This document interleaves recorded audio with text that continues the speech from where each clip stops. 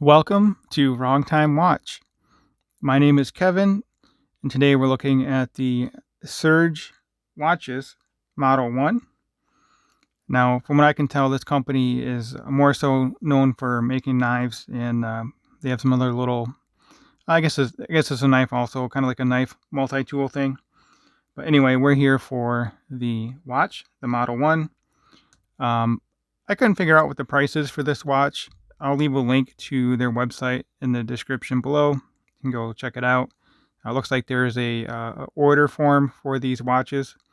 They have quite a few different variations. They have a blue dial, they have a red dial, a couple different colors. Also, it looks like he's making custom bezel plates for this watch. So a lot of customization for this watch, which is pretty cool. And this bezel does not hold the sapphire crystal in place. That's pressed in separately. So looks like a fun watch to play around with. This watch really perplexed me during the unboxing. The finish on this watch is quite unique. It is a 316L stainless steel watch, but it has a stonewash finish. It's definitely a large and chunky watch. But before we go further with the watch review, let's take a quick look at the packaging.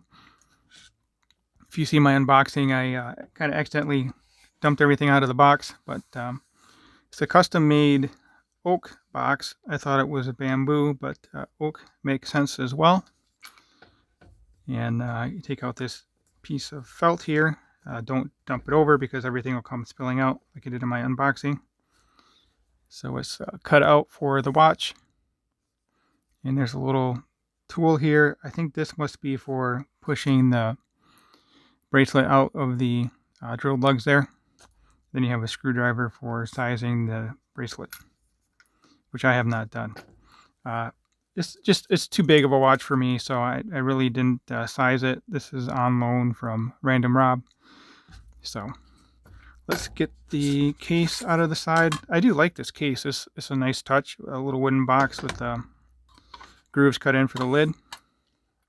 I would say it's probably all CNC machined. So, all right, let's set that off to the side. We'll get back into the watch here. So it's obviously a square-shaped case. Actually, it's I call it a rectangle, but you have these shapes on the side, and the corners are chamfered as well. So we'll call it a square-shaped watch. Yeah, so the bezel, the bracelet, the case, everything is 316L stainless steel with this stonewash finish. But like I mentioned, he looks like he's selling custom bezel inserts with just held in by 4 screws there.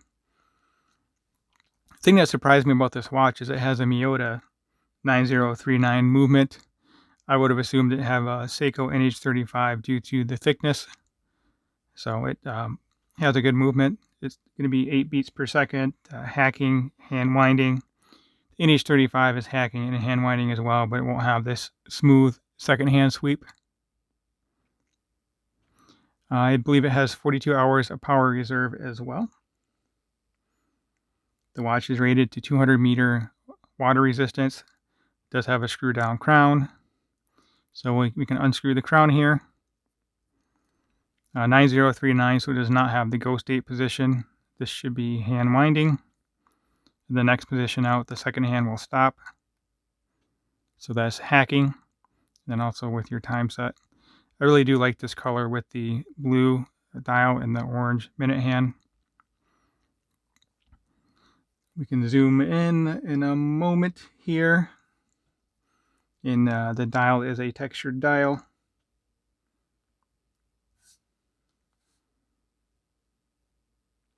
Let's talk about the weight and dimensions. The weight with all the links, according to the website, is 200 grams.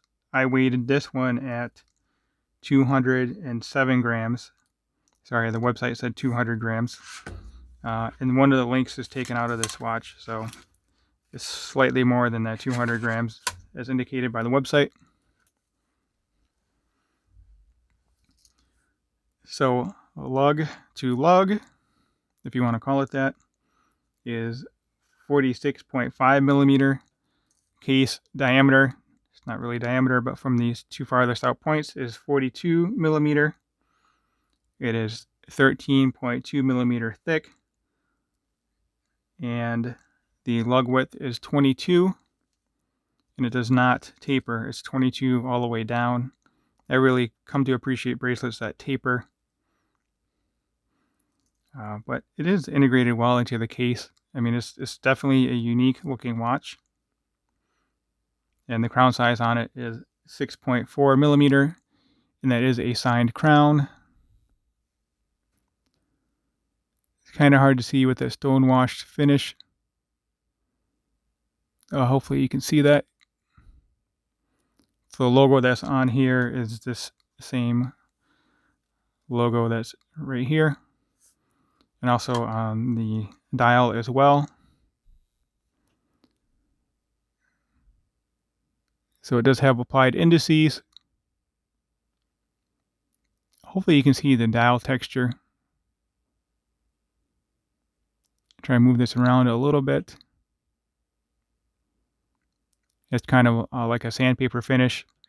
It does have applied indices, and the lume on the hands in the indices is C3 Super Luminova. So looking forward to see how that looks towards the end of the video here.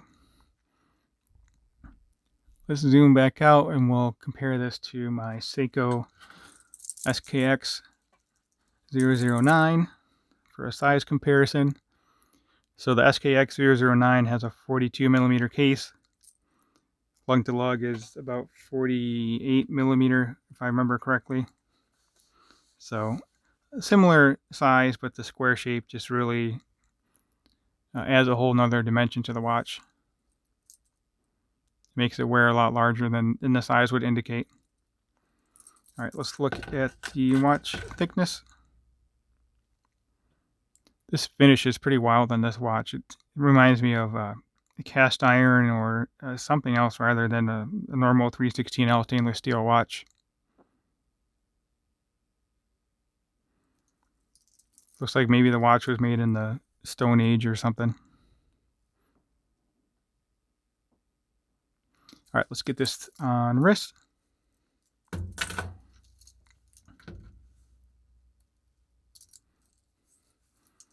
I guess we can show it side by side with this watch for a moment. Definitely two different ends of the watch spectrum here. But I enjoy all watches from all price ranges. Not that my price range has gone that high yet, but anyway, let's get this on wrist. And actually, I don't even know what this costs. So I don't know, maybe it's a $500 watch. I really don't know. So here it is on my 6.5 inch wrist with the 52 millimeter wristband.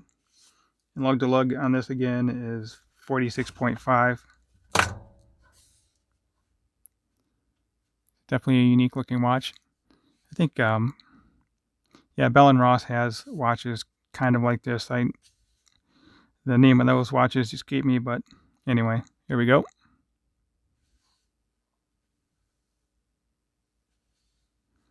All right, we'll zoom out for a little bit different perspective.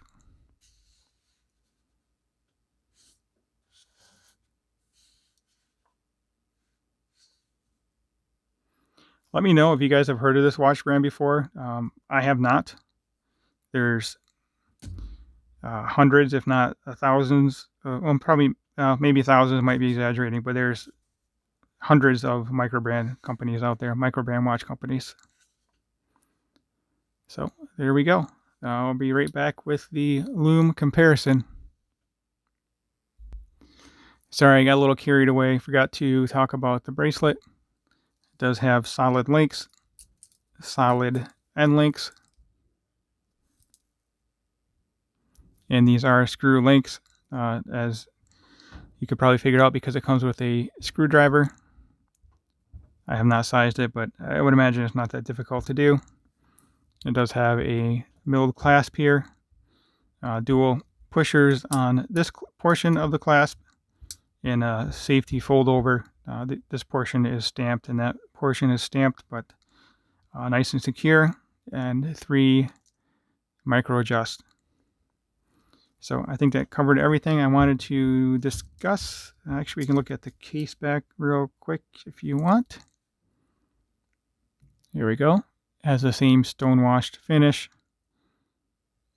Does have some printing on there. Model 1, sapphire crystal.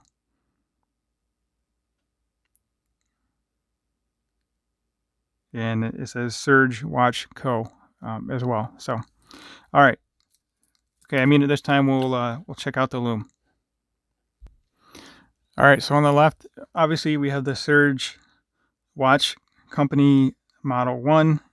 And on the right, my Seiko SKX009. The Serge actually does have brighter loom than the Seiko. The indices are larger on the Seiko, but the loom is brighter on the Serge by eye here. And it looks like it is on camera as well. So I'm actually surprised about that. But again, it is C3 Super Luminova. If you have not subscribed already, please go ahead and do so. I greatly appreciate it. Like the video if you've liked it, and leave a comment below. As always, thank you for watching, and I'll catch you on the next video.